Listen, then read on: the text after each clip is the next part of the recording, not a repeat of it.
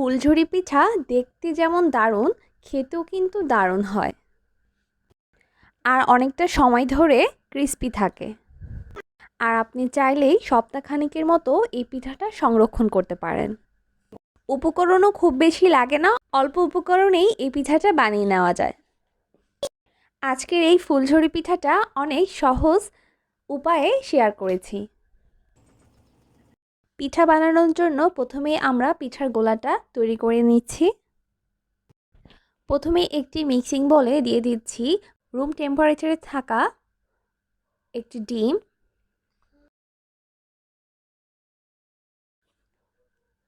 আর দিচ্ছি 2 কাপের মতো শুকনো চালের গুঁড়া, আর দিচ্ছি 1 কাপ পরিমাণ ময়দা,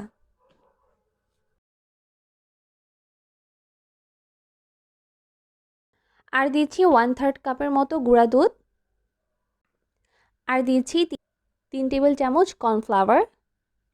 এই কর্নফ্লাওয়ারটা পিঠাটা ক্রিস্পি করতে হেল্প করবে। আর দিচ্ছি 1/2 কাপ পরিমাণ চিনি, আর দিচ্ছি 1/2 চা চামচের মতো লবণ। এখন একটা চামচের সাহায্যে শুকনো উপকরণগুলোকে একটু মিলিয়ে নিচ্ছি ডিমের সাথে। এরপর দিয়ে দিচ্ছি পানি। এখন আমি 2 কাপের মতো পানি দিয়ে দিচ্ছি, তবে আমি 2 কাপ পানি সব একসাথে দিব না, আমি অল্প অল্প করে পানিটা দিব এবং গোলাটা বানাতে থাকবো। আজকের গোলাটা কিন্তু খুব বেশি পাতলা হবে না, আমার পিঠার গোলাটা একটু ঘন করে বানাবো, তাই আমি অল্প অল্প করে পানি দিচ্ছি আর গোলাটা তৈরি করে নিচ্ছি।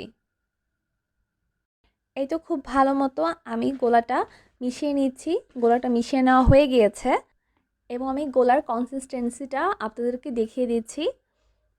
এটা খুব বেশি ঘন এবং খুব বেশি কিন্তু পাতলা হয়নি।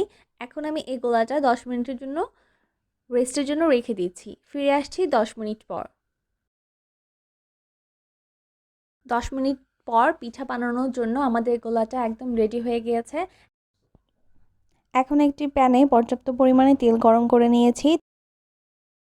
তেলটা গরম হলে সাসটাকেও গরম করে নেব।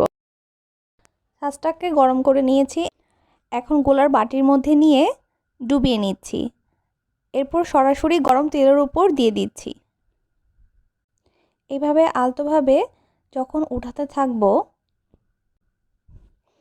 দেখা যাবে সাজটা এমনিতেই খুলে আসবে আর পিঠাটা তেলের উপর ভেসে যাচ্ছে।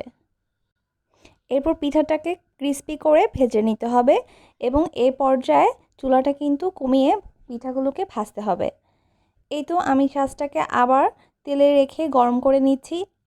আবার গোলাতে সাজটাকে ডুবিয়ে আবার গরম তেলে সাজটাকে ঝাঁকিয়ে ঝাঁকিয়ে উঠিয়ে নিচ্ছি এবং পিঠাটাকে ক্রিস্পি করে ভেজে নিচ্ছি। এভাবে আমি সবগুলো পিঠা ভেজে নিচ্ছি। আর এই পিঠাটা কিন্তু 1 সপ্তাহের মতো সংরক্ষণ করা যাবে।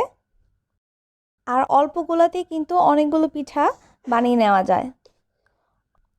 এই তো আমার সবগুলো পিঠা কিন্তু খুব ভালো মতো মুচমুচে হয়েছে। একটি পিঠা আমি কিন্তু প্রথমেই ভেঙে দেখিয়ে দিয়েছি কতটা ক্রিস্পি হয়েছে এবং খেতেও দারুণ হয়েছে। তো সহজ রেসিপিতে আজকে একটি ফুলঝুরি পিঠা বানিয়ে দেখিয়েছি। আমার ভিডিওটি ভালো লাগলে আমার ভিডিওটিতে একটি লাইক দিবেন এবং আমাদের চ্যানেলটি সাবস্ক্রাইব করে রাখতে পারেন। আজ এখানেই বিদায় নিচ্ছি। সবাই খুব ভালো থাকুন। আল্লাহ হাফেজ।